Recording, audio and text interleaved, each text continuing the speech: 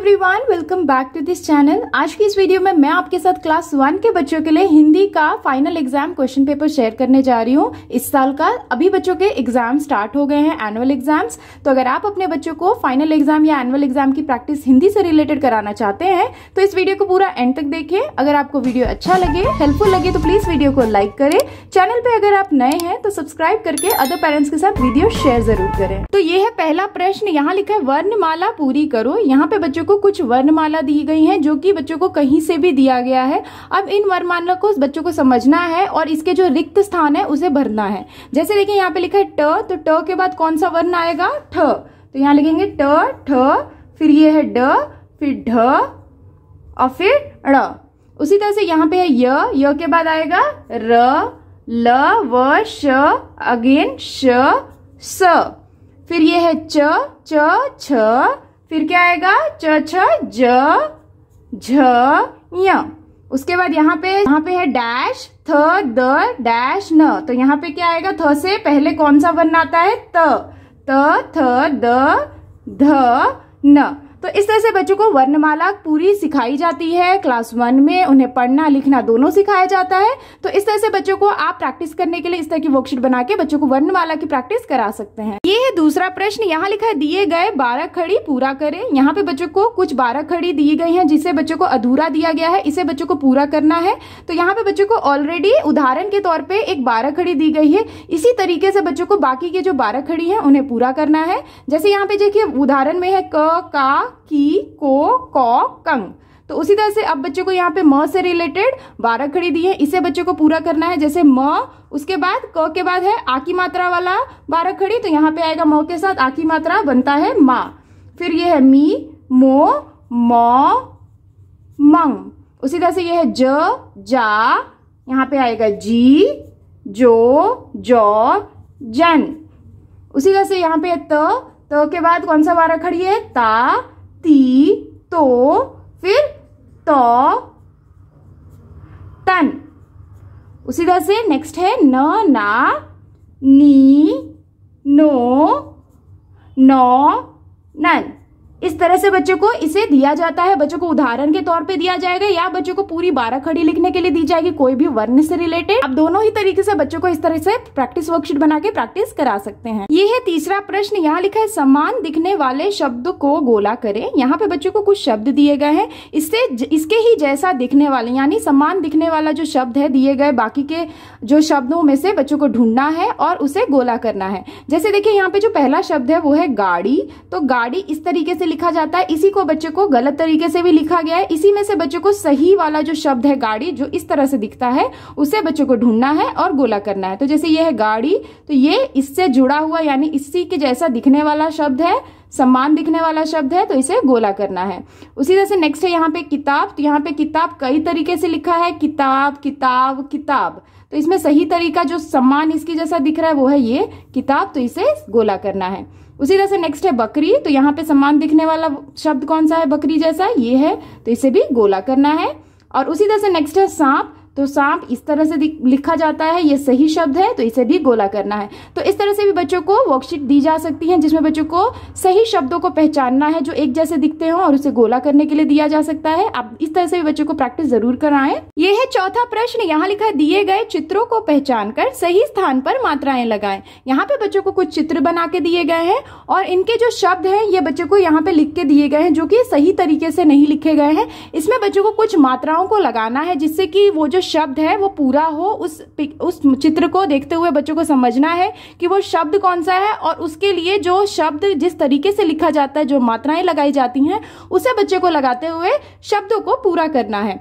जैसे देखिए यहाँ पे ये क्या है? ये है गिटार और यहाँ लिखा है गटर, गटर। तो इसको हम सही तरीके से गिटार लिखने के लिए क्या करेंगे? गिटार कैसे लिखा जाएगा? ग के साथ छोटी ई की मात्रा, तो यहाँ पे ग के साथ छोटी ई की मात्रा लगाएंगे और ट के साथ आ की मात्रा, तो बन जाएगा गिटार।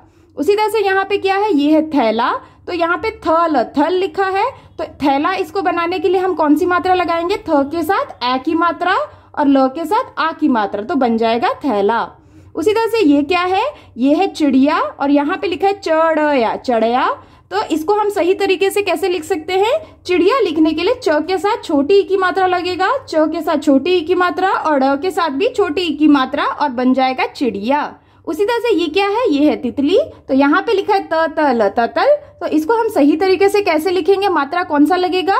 तितली लिखने के लिए त के साथ छोटी ई की मात्रा तो बनता है ती त ली। बड़ी ई की मात्रा ल के साथ लगेगा। इस तरह से बच्चों को आप भी वर्कशीट बना के जरूर दें। इसी तरह से बच्चों को वर्कशीट दी जाती हैं फाइनल एग्जाम में।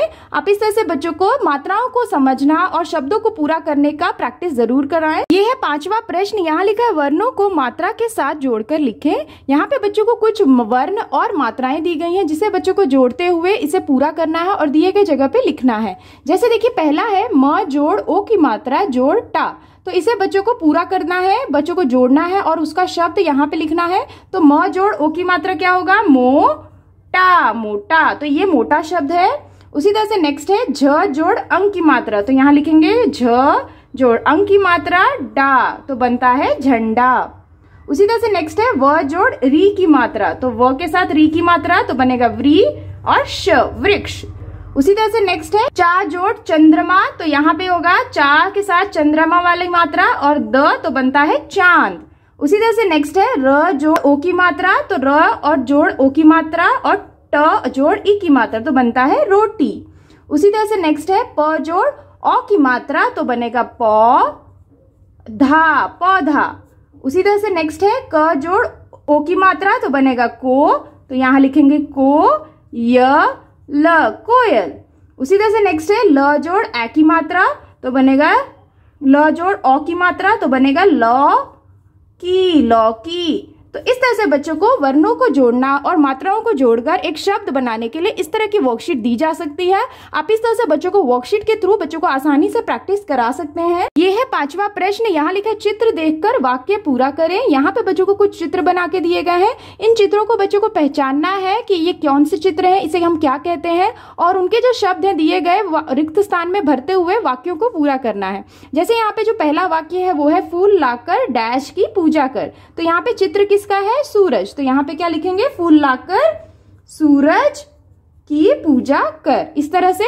उसी तरह से नेक्स्ट है चार डैश ला। तो क्या ला? यहाँ पे चित्र बना है टमाटर का। तो यहाँ लिखेंगे टमाटर, टमाटर। चार टमाटर ला। उसी तरह से नेक्स्ट है मेरा डैश महान। यहाँ पे भारत का चित्र बना है तो यहाँ लिखेंगे मेरा भारत महान। उसी तरह से नेक्स्ट है डैश बजाने से शोर हो रहा है। क्या बजाने से शोर हो रहा है? यहाँ पे जो चित्र बना है वो है ढोलक। तो यहाँ लिखेंगे ढोलक बजाने से शोर हो रहा है। उसी तरह से नेक्स्ट है वह डैश खराब था। क्या खराब था? यहाँ पे चित्र किस चीज का है? ये है नारियल। तो यहाँ लिखेंगे वह नारियल, यहाँ लिखेंगे नारियल खराब था। तो इस तरह से बच्चों को वर्कशीट दी जा सकती हैं जिसमें बच्चों को चित्रों को पहचानना है कि उसे हम क्या कहते हैं और उसी से जुड़ा हुआ शब्द लिखते हुए वाक्य को पूरा करने के लिए दिया जाता है। आप इस तरह से प्रैक्टिस बच्चों को जरूर कराएं। ये है 6ठा प्रश्न। यहाँ लिखा है दिए गए शब्दों में छोटी ऊ और बड़ी ऊ की मात्रा जोड़कर सही शब्द बनाएं। यहाँ पे बच्चों को कुछ शब्द दिए गए हैं जिसमें बच्चों को छोटी ऊ और बड़ी ऊ की मात्राओं को समझना है कि कौन से शब्द में छोटी ऊ और बड़ी ऊ लगेगा, उसे बच्चों को पूरा करना है। यहाँ पे बच्चों को समझने के लिए चित्रों को भी दिया गया है बनाते हुए। जैसे यहाँ पे जो पहला चित्र है वो कौन सा है? ये है एक मुर्गी। तो यहाँ पे मुर्गी कैसे लिखेंगे? म के साथ कौन सी मात्रा लगेगा? छोटी ऊ की मात्रा। तो बनेगा मुर्गी, मुर्गी। उसी तरह से ये जो चित्र है ये है जूता। तो जूता हम कैसे लिखते हैं? ज के साथ कौन सी ऊ की मात्रा लगेगा? ज के साथ बड़ी ऊ की मात्रा तो बनेगा जूता। उसी तरह से ये है गुलाब। तो गुलाब में ग के साथ छोटी ऊ की मात्रा गुलाब, गुलाब। उसी तरह से ये है चूहा। तो च के साथ कौन सी मात्रा लगेगी? बड़ी ऊ की मात्रा चूहा, चूहा। उसी तरह से नेक्स्ट है ये है कौन सा चित्र है? इसे हम कहते हैं फूल। तो फूल को कैसे लिखेंगे? फ के साथ बड़ी ऊ की मात्रा बनेगा फूल, फूल। उसी तरह से ये क्या है? ये है सुराही। सुराही कैसे लिखते हैं? स के साथ छोटी ऊ की मात्रा सुराही, सुराही। उसी तरह से ये है अमरूद। अमरूद में अ म र के पीछे लगेगा कौन सी ऊ की मात्रा? बड़ी ऊ की मात्रा तो बनेगा अमरूद। तो इस तरह से बच्चों को ऊ की मात्रा को समझना है कि कौन से शब्द में छोटी ऊ और बड़ी ऊ को लगाया जाए जिससे कि वो शब्द पूरा हो। इसी तरह से बच्चों को वर्कशीट दी जा सकती है किसी और वर्ण को पहचानते हुए।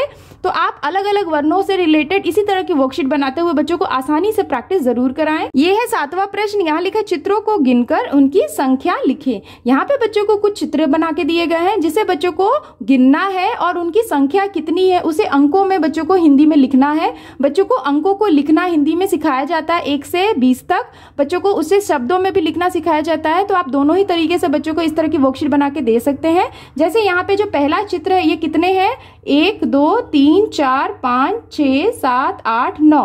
तो ये कितने हैं, ये है 9। तो यहाँ पे बच्चों को 9 की संख्या लिखना है ऐसे। उसी तरह से यहाँ पे ये जो दूसरा चित्र ये कितने हैं, 3।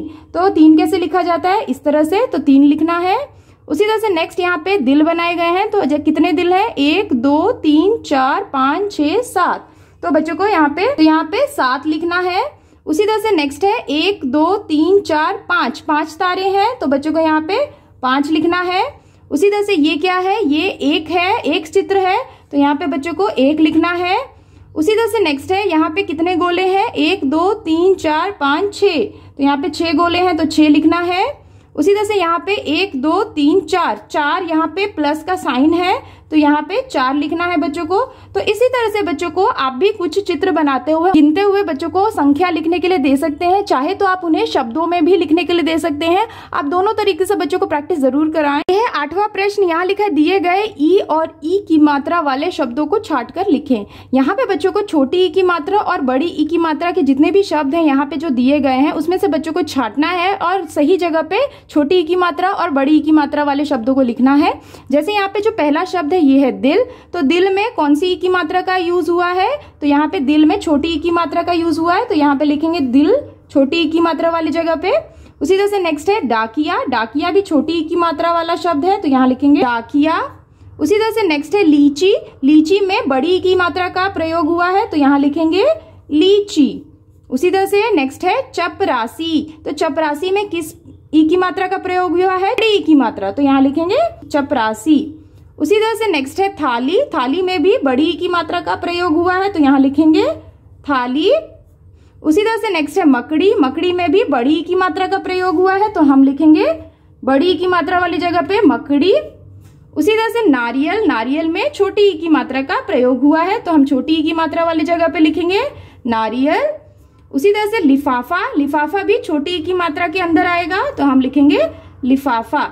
तो इस तरह से बच्चों को छोटी ई की मात्रा और बड़ी ई की मात्रा को पहचानने के लिए शब्दों को दे दिया जाएगा और उन्हें छाटने के लिए दिया जाएगा। आप इस तरह से वर्कशीट बना के बच्चों को आसानी से प्रैक्टिस करा सकते हैं। ये है 9वां प्रश्न। यहाँ लिखा है शब्दों को सही क्रम में लिखकर वाक्य पूरा करो। यहाँ पे बच्चों को कुछ वाक्य दिए गए हैं जिसे बच्चों को सही क्रम में लिखना है समझते हुए और इस वाक्यों को पूरा करना है।